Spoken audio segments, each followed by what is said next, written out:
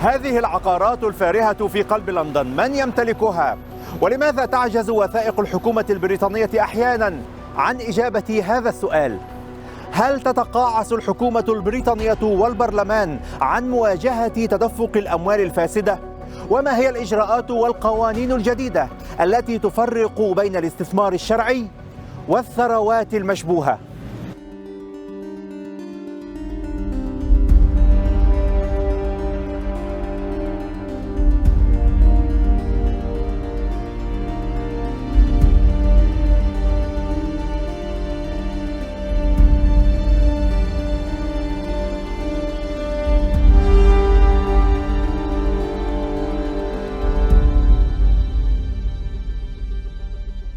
هنا في مواجهة هايد بارك، أشهر الحدائق الملكية في بريطانيا، توجد مجموعة من أغلى المنازل، وعادة ما تكون محط أنظار المستثمرين والمحققين أيضا. هذا المنزل صادرته الحكومة البريطانية من رجل أعمال باكستاني بدعوى أنه جمع أمواله بشكل غير شرعي. كان المنزل في قلب تحقيق أجرته وكالة مكافحة الجريمة، وأسفر عن مصادرة ثروة قيمتها 190 مليون جنيه استرليني. يتكون المنزل من 10 غرف، ويشمل قاعة سينما ومظاهر رفاهية أخرى. تجاوز إيجاره الشهري 86 ألف جنيه استرليني شهريا عام 2017، أي ما يفوق 100 ألف دولار. ويعود البيت لرجل الأعمال الباكستاني مالك رياض حسين، الذي توصل إلى تسوية مع السلطات البريطانية تشمل التخلي عن ممتلكاته دون الاعتراف بتهمة غسيل الأموال. حسين ليس رجل الأعمال الأجنبي الوحيد الذي أحاطت به الشبهات، فهناك رجل الأعمال الروسي رامون إبراموفيتش، الذي جمدت الحكومة البريطانية أملاكه بدعوى صلته بالرئيس الروسي فلاديمير بوتين. ومن بين ممتلكاته هذا المنزل الذي يتكون من 15 غرفة، وتتجاوز قيمته 130 مليون دولار. تقول منظمة الشفافية الدولية إن شخصيات روسية مقربة من الكرملين تمتلك عقارات بقيمة 1.5 مليار جنيه استرليني في بريطانيا، وإن شركات مسجلة في بريطانيا وأقاليم تابعة لها تمتلك أصولا بقيمة 82 مليار جنيه استرليني. وتقدر السلطات البريطانية حجم غسيل الأموال بأكثر من 100 مليار دولار سنويا، وهو ما يطرح تساؤلات عن الأسباب. لماذا توصف لندن بأنها مركز لغسيل الأموال؟ The reason is that for years and years the City of London has been fairly independent of the government. They're a very powerful group. They are basically keen on attracting money, and it almost is like an offshore state within the state. تقدم بريطانيا تسهيلات للمستثمرين بصرف النظر عن جنسياتهم، وتسمح لهم بتسجيل الشركات وفتح الحسابات البنكية وتحويل الأموال. ولكن ما هي المعاملات التي يطلق عليها غسيل أموال؟ إذا جاء أحد الأشخاص من دولة فيها فساد، له علاقة بحاكم، له علاقة بتجار فاسدين أو سياسيين فاسدين، إذا تم تحويل هذه الأموال إلى بلد من البلدان عن طريق هذه القنوات الرسمية أو غير الرسمية، بإمكان هذه الأموال أن تتحول بسهولة إلى أموال شرعية، وهي عن طريق عمليات الاستثمار في هذه البلدان، وأحيانا تكون في عقارات. توسعت الحكومات البريطانية المتلاحقة في استقطاب المستثمرين الأجانب، حتى أنها أقرت نظاما لإقامة المستثمرين وحصولهم على الجنسية البريطانية. Well, no, it started with John Major with an investment. You know, if you had £1 million, you could come and basically after between 2 and 5 years could actually get residency here.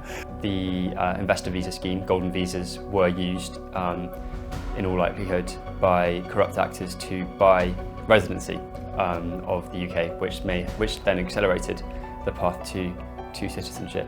منح الجنسية للمستثمرين هل يمكن أن يعتبر بابا خلفيا لتسهيل غسيل الأموال؟ There is a resurge that shows that high skill or high earning individuals from countries where corruption is widespread can potentially export corrupt mindsets, corrupt practices in the country of destination. 6,000 odd people who've done this, very wealthy people, and the latest figures showed that there were 2,500 of them were Russians, and they became actually very powerful in the country. I mean, one of them owns a newspaper group, others actually have bought very expensive property. كيف يتمكن البعض من التحايل على القوانين والقواعد البريطانية التي يفترض أنها صارمة؟ يمكن أن تحول هذه الأموال بكميات صغيرة جدا، لأن العقار ليس ملفت للنظر، لدرجة أنه يصعب على المراقب في بريطانيا أن يكتشف أن هذه الأموال لها علاقة بأموال مبيضة. كانت العقارات مجال الاستثمار المفضل للأجانب، ولجأ الكثيرون إلى حيلة تضمن لهم عدم تدوين أسمائهم في وثائق ملكية العقارات. You can set up a company in the UK, register it possibly in 24 hours and just pay 12 quid for it, £12. And they no checks by Companies House. In fact, they say that the information they hold, they don't guarantee is absolutely accurate. وكان كثير من هذه العقارات يشترى بأسماء شركات، وهذه الشركات غير موجودة في بريطانيا، هي تسمى بشركات ما وراء البحار. تسجل هذه الشركات في الخارج ويكون لها رأس مال، ومن ثم يتم تحويل هذه الأموال باسم هذه الشركات إلى بريطانيا دون معرفة السلطات البريطانية بمصدر هذه الأموال.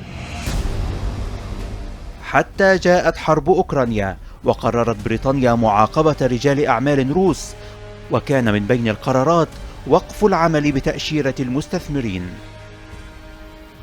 The government basically panicked when Putin invaded Ukraine, quite unexpectedly really, as far as the West was concerned.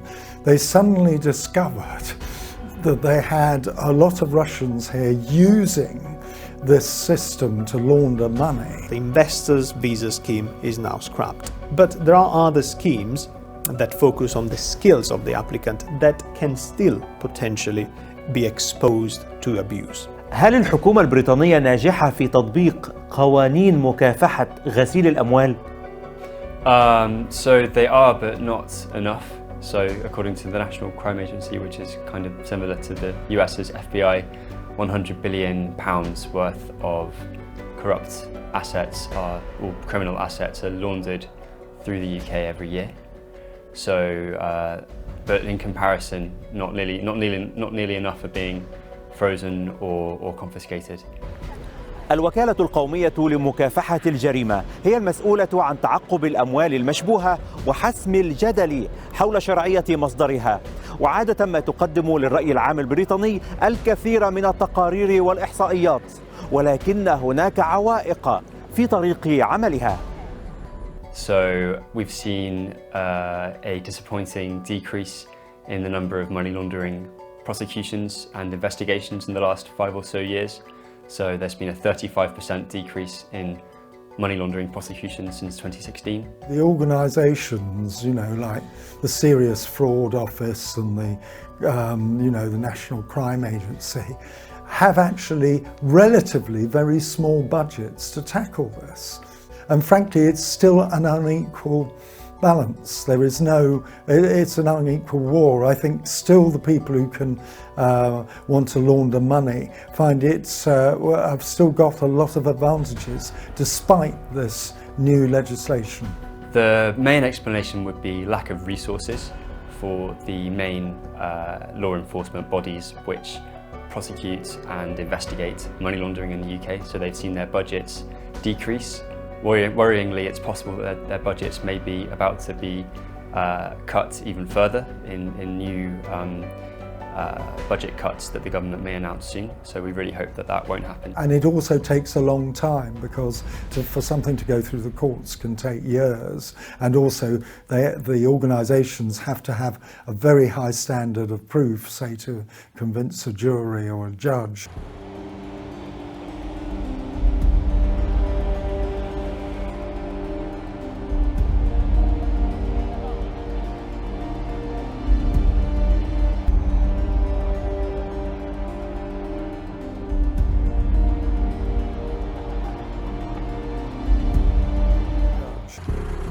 لدى بريطانيا ترسانة قوية من القوانين تضمن الشفافية والنزاهة وتمنع الاحتيال والفساد.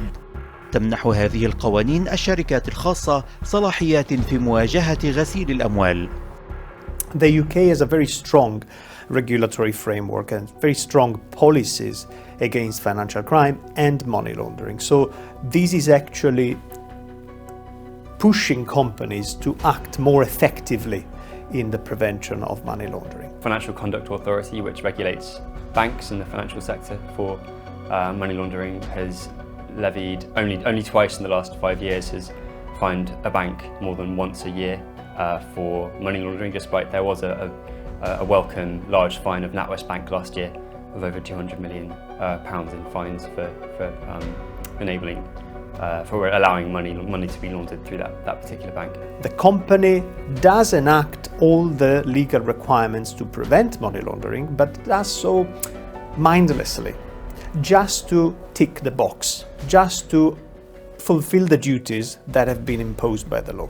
The second category of issue that corporations or the private sector might face when they try to prevent money laundering is the opposite approach, which is not box ticking, but a defensive approach, in which the company does more than they're required to do just because they're afraid of being accused, criminalized, or penalized for not having acted sufficiently effectively. القوانين التي تم سنها لمكافحة الفساد هل يمكن أن تؤدي إلى تسهيل غسيل الأموال؟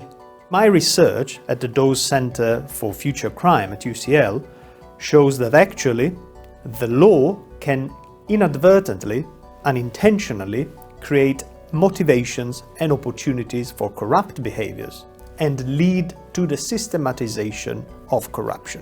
المحاكم البريطانية تنظر قضايا مكافحة غسيل الأموال وأحيانا تصدر أحكاما بالبراءة، وهو أمر يزعج النشطاء العاملين في مجال مكافحة الفساد.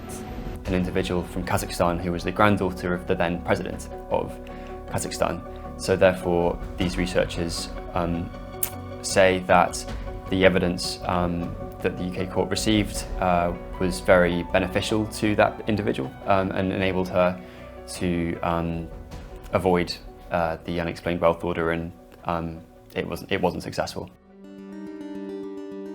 في أبريل من عام 2020 تمكنت ابنة وحفيد الرئيس الكازاخستاني السابق نور سلطان نازارباييف من وقف محاولة وكالة مكافحة الجريمة من مصادرة 3 منازل تتجاوز قيمتها الإجمالية 100 مليون دولار. ولكن هناك حالات أخرى صدرت فيها قرارات بالإدانة رغم اعتمادها على شهادات رسمية أجنبية. The successful one used evidence from the Azerbaijan government, and the individual that was subject to the UWO was not in favour of that government. In fact, he was in prison, and his wife who was also subject was in the UK, but her husband was in prison, so they didn't get favourable evidence. قضت محكمة بريطانية على عائلة رجل الأعمال والسياسي جافان شيرفيزييف بتسديد 5 ملايين جنيه استرليني إلى وكالة مكافحة الجريمة بعد أن خلصت إلى أن الأموال تم جمعها عن طريق الفساد. وأثيرت تساؤلات عن مستقبل تعاون بريطانيا مع الجهات القضائية الخارجية في قضايا غسيل الأموال. هل يجب على القضاء البريطاني أن يرفض أي أدلة قادمة من دول أجنبية في قضايا غسيل الأموال؟ So this is a really difficult one because on the one hand, money laundering is inherently a transnational concept, so you need the cooperation of law enforcement agencies and governments in different jurisdictions to successfully prosecute money laundering. ماذا يجب على المنظمات الدولية أن تفعل لمكافحة غسيل الأموال؟ The best solution to address financial crime and money laundering would be a global system of criminal justice, a global police, a global court. But we are talking about something which is completely impossible. البرلمان البريطاني أقر مشروع قانون الجرائم الاقتصادية في مارس الماضي، ولكن خبراء يقولون إنه ظل حبيس الأدراج لعدة سنوات، وإنه لم يرى النور إلا بسبب اندلاع الحرب في أوكرانيا.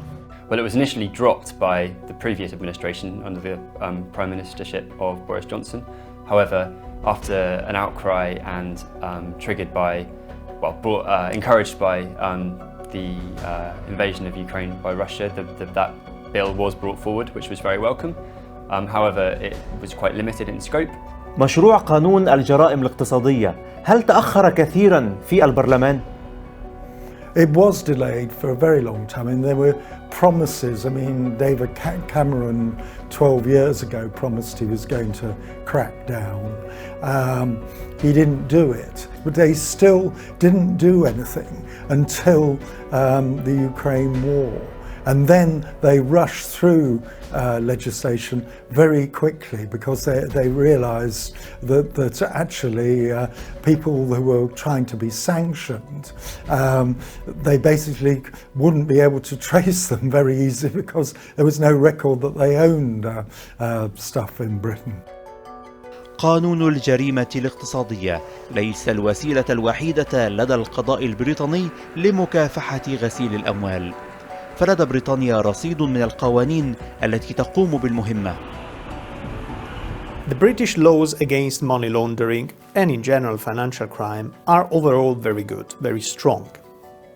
The UK is doing a great job in putting up a solid regulatory and policy framework against financial crime and money laundering.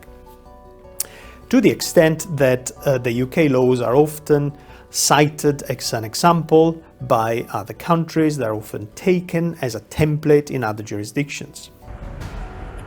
اتجهت الحكومة البريطانية إلى إعداد مشاريع قوانين وقواعد جديدة من شأنها تكثيف الرقابة على الاستثمارات الأجنبية وضمان التدقيق في ملكية العقارات وأسماء أصحاب الشركات.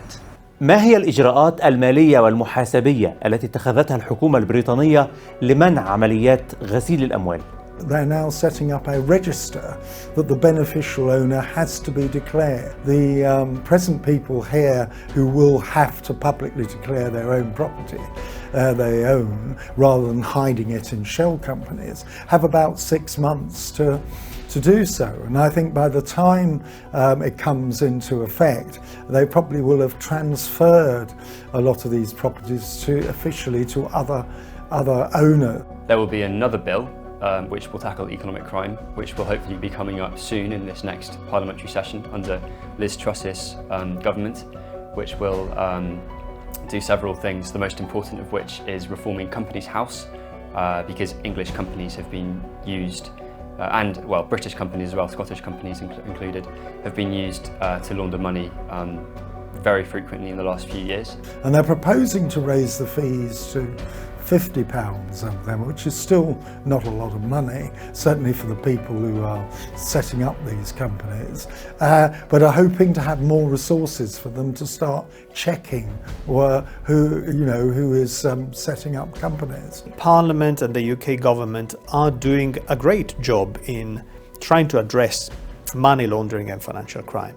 They have developed a very strong regulatory framework and a very strong policy framework against financial crime.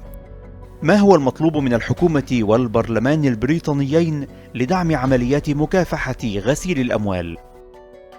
There are also reforms and laws that need to be passed in order to make it easier to prosecute big banks and big companies for enabling money laundering, and also for the senior managers within those big banks and those big companies to be made accountable if they enable money laundering to happen under their watch. If policymakers, government and parliament are willing to engage with academia, then the work done together, done jointly, can expose potential weaknesses and identify potential solutions?